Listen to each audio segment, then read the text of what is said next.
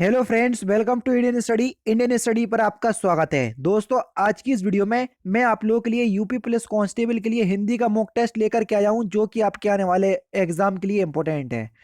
Video and तक जरूर देखिएगा, क्योंकि आपके आने वाली वैकेंसी के लिए बहुत इंपॉर्टेंट है। वैकेंसी कभी भी किसी भी टाइम आ सकती है। जैसे ही आएगी ऑफिशियल नोटिस तो मैं आपको बता दूंगा पूरी प्रक्रिया। लेकिन फिलहाल अभी आपका काम है केवल और केवल प्रैक्टिस करते रहना, और हिंदी बहुत इंपॉर्टेंट है, इसलिए मैं अभी केवल हिंदी के प्रैक्टिस सेट आपको प्रोवाइड करवा रहा हूँ।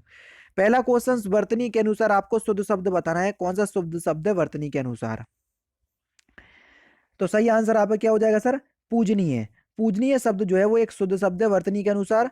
दूसरा ऑप्शन यहाँ पर आपका बिल्कुल क्या हो जाएगा सर? करेक्ट हो जाएगा। कौन सा सर? दूसरा ऑप्शन करेक्ट हो जाएगा। जिसका जन्म पहले हुआ हो, वाक्यांशों के लिए एक शब्द क्या होगा? जिसका जन्म पहले हुआ हो, वाक्यांशों के लिए एक शब्द क्या होगा? उसको हम बोलेंगे अग्रज। तीसरा ऑप्शन करेक्ट। सजावट में कौन सा प्रत्यय, ये आपको बताना है। सजावट में प्रत्यय आपको बताना है। तो सजावट में जो प्रत्यय होगा वो होगा आवट प्रत्यय। दूसरा ऑप्शन करेक्ट हो जाएगा।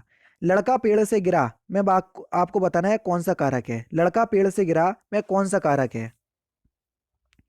लड़का पेड़ से गिरा यानी कि पेड़ से अलग हुआ, और जब से कारक चिन्ह का यूज अलगाव के लिए या अलग होने के लिए होता है तो वहां पर आपका अपादान कारक होता है। तीसरा ऑप्शन करेक्ट। चौराहा शब्द में कौन सा समास है, ये आपसे पूछा है। चौराहा शब्द में आपसे समास पूछा है। चार रास्तों वाला, उसी को तो बोलते हैं चौराहा। दिग्गु समास होगा। तीसरा ऑप्शन करेक्ट। पुत्री का आपको पर्यायवाची शब्द बताना है कि कौन सा पुत्री का पर्यायवाची शब्द नहीं है। सही आंसर आपका क्या हो जाएगा सर? तने। तने जो है ये पुत्री का पर्यायवाची शब्द नहीं है, जबकि पुत्र का पर्यायवाची शब्द है। तनिया होता तो ये पुत्री का पर्यायवाची शब्द हो जाता। नेक्स्ट क्वेश्चन स्टार्ट करने से पहले मैं आपको बता दूं, दोस्तों आज हम बात करने वाले हैं यूपी लेखपाल की बेस्ट बुक के बारे में, जो कि चक्षु प्रकाशन की तरफ से आती है। अब बेस्ट बुक क्यों है वो मैं आपको बता देता हूं। ये जो बुक है वो ग्रामीण समाज की बुक है, यानी कि ग्राम समाज एवं विकास, जो कि लेखपाल के लिए बेहद इंपॉर्टेंट टॉपिक है। अच्छी बुक क्यों है वो मैं आपको बता देता हूं। क्योंकि इसमें 1100 से ज्यादा वो क्वेश्चंस दिए गए हैं जो आपके लास्ट ईयर लेखपाल के एग्जाम में पूछे जा चुके हैं। दो प्रैक्टिस सेट दिए गए हैं, जहां से आप ये पता लगा सकते हैं कि एक्चुअल में ये जो 1100 क्वेश्चंस दिए हैं वो प्रैक्टिस सेट के अकॉर्डिंग या लास्ट ईयर जैसे क्वेश्चंस पूछे गए थे उसके अकॉर्डिंग तैयार किए गए हैं या नहीं किए गए हैं। सबसे अच्छी बात क्या है इस बुक की, देखो ये पूरा आपको इन्होंने सिलेबस बता दिया है। ये देख लीजिए, जो जो आपकी लेखपाल के सिलेबस के अनुसार है पूरा सिलेबस दिखा दिया गया है। ठीक है, पूरे टॉपिक पे यहाँ पर आपकी बात की जाएगी और इंपॉर्टेंट पॉइंट भी आप लोगों को नोट डाउन करवाए जाएंगे।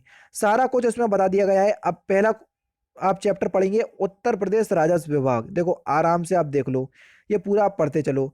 जैसे ही आप पूरा पढ़ते चलोगे तो आपके लिए परीक्षा उपयोगी जो महत्वपूर्ण बिंदु होते हैं वो भी इन लोगों ने यहाँ पर दिए हुए हैं, जो कि आपकी एग्जाम, देखो परीक्षा उपयोगी महत्वपूर्ण प्रश्न जो कि आपके एग्जाम के लिए इंपॉर्टेंट होंगे, और आपको पता चल जाएगा कि इस टॉपिक से कौन कौन से क्वेश्चन इंपॉर्टेंट है। ठीक है, और साथ ही साथ चक्षु प्रकाशन की गाइड बुक और प्रैक्टिस बुक भी आती है। मतलब देखो, अगर आप ग्रामीण समाज की तैयारी करना चाह रहे हैं तो पूरा इस बुक के बारे में मैंने आपको बता दिया, ये वाली बुक परचेस कर सकते हैं। उत्तर प्रदेश लेखपाल के लिए अगर आप प्रैक्टिस सेट की बुक परचेस करना चाह रहे हैं तो ये वाली बुक परचेस कर सकते हैं। और अगर पूरी संपूर्ण गाइड बुक जो कि यूपी लेखपाल का सिलेबस है, मैथ हुआ, हिंदी हुई, जीके हुई, ग्रामीण समाज हुआ, ठीक है, पूरा जो लेखपाल का सिलेबस है उसके अनुसार इस बुक को तैयार किया है, तो आप गाइड बुक परचेस कर सकते हैं। समझ गए? तो तीनों ही बुक के बारे में मैंने आपको बता दिया। डिस्क्रिप्शन में लिंक है, जहां से मर्जी चाहे आप परचेस कर सकते हैं। आप इसको ऑफलाइन मार्केट से ही परचेस कर सकते हैं। आप अपने नजदीकी बुक स्टोर पर जाकर के चक्षु पब्लिकेशन की ये सारी बुक जो है वो परचेस कर सकते हैं। तो जो बुक आपके लिए इंपॉर्टेंट होती है, आपकी परीक्षा के लिए इंपॉर्टेंट होती है, वही मैं आपको सजेस्ट करता हूं। आगे आपकी इच्छा है। ठीक है, नेक्स्ट क्वेश्चन दोस्तों आपके सामने, निम्नलिखित में से कौन सा शब्द कमल का पर्यायवाची शब्द नहीं है? सलिल। सलिल शब्द जो है ये कमल का पर्यायवाची शब्द नहीं है। तीसरा ऑप्शन से यहां पर आपका बिल्कुल करेक्ट हो जाएगा। जिसकी मति झट सोचने वाली हो, वाक्यांशों के लिए एक शब्द क्या होगा? जिसकी मति झट सोचने वाली हो उसको क्या बोलेंगे? प्रत्युन्मनपति। यानी कि इस क्वेश्चन का दूसरा ऑप्शन से यहां पर आपका बिल्कुल करेक्ट हो जाएगा। निर्गुण शब्द का आपको संधि विकसित करना है, सिंपल क्वेश्चन है। तो निर्गुण का संधि विच्छेद क्या हो जाएगा, निहि प्लस गुण, तीसरा ऑप्शन करेक्ट। विसर्ग संधि का उदाहरण है। यहां पर आपको बताना है कौन सा तत्सम शब्द है, उसका चयन करना है। तत्सम शब्द का आपको चयन करना है क्वेश्चन नंबर 1 2 3। कलश, कलश शब्द जो है वो एक तत्सम शब्द है, पहला ही ऑप्शन से यहाँ पर आपका बिल्कुल करेक्ट हो जाएगा। निम्नलिखित वाक्यों में से आपको शुद्ध वाक्य छांटना है, क्वेश्चन नंबर 1 2 4, देखो और फिर बताओ।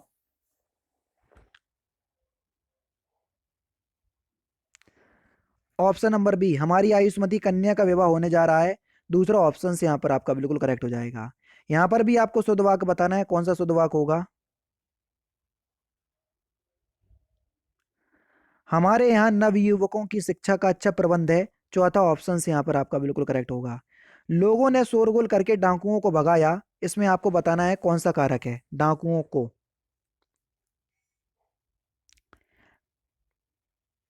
कर्ता ने कर्म को, तो यहाँ पर आपका सही आंसर क्या हो जाएगा, को कारक चिन्ह कर्म में आपको देखने को मिलेगा, कर्म कारक में, तो यहाँ पर चौथा ऑप्शन बिल्कुल करेक्ट।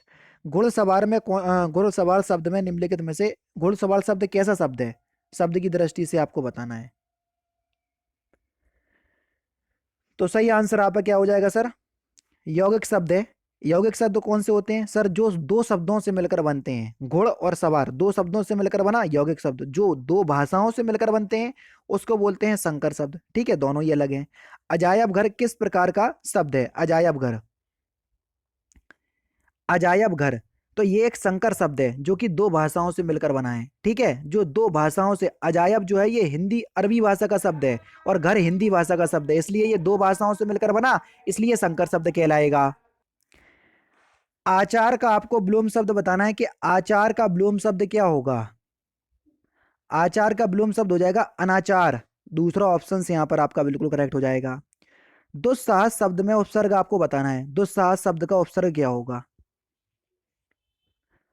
दुस्साहस शब्द में कौन सा उपसर्ग होगा, दुस उपसर्ग, पहला ही ऑप्शन करेक्ट। कौन सा सर, पहला ऑप्शन करेक्ट। अभिशाप शब्द में आपको उपसर्ग बताना है कि अभिशाप शब्द में कौन सा उपसर्ग होगा।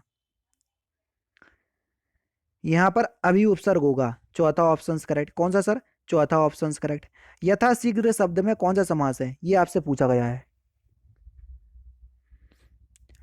यथाशीघ्र शब्द में कौन सा समास है, आपके आपको आगे आपको यथा दिख जाए, परा दिख जाए, प्रति दिख जाए, यावत दिख जाए, यहां पर आपका अभिव्यक्ति समास होगा, पहला ऑप्शन करेक्ट। महात्मा गांधी में अमूल गुण थे, इस वाक्य में अमूल शब्द कैसा शब्द है, तो ये एक विशेषण शब्द है, पहला ही ऑप्शन से यहां पर आपका बिल्कुल करेक्ट होगा। निम्नलिखित वाक्यों में से क्रिया विशेषण युक्त वाक्य कौन सा है जिसमें क्रिया विशेषण है। हवा धीरे धीरे बह रही है, धीरे धीरे शब्द जो है वो एक क्रिया विशेषण है, तीसरा ऑप्शन से यहाँ पर आपका बिल्कुल करेक्ट। अगर आप क्रिया विशेषण पढ़ना चाहते हैं तो कल अनअकैडमी पर पढ़ाऊंगा, तो आ जाना। राम घर गया और श्याम बाजार गया, इस वाक्य में रेखांकित शब्द आपको बताना है और ये किस प्रकार किस क्रिया विशेषण या किस अवयव में आपको देखने को मिलेगा।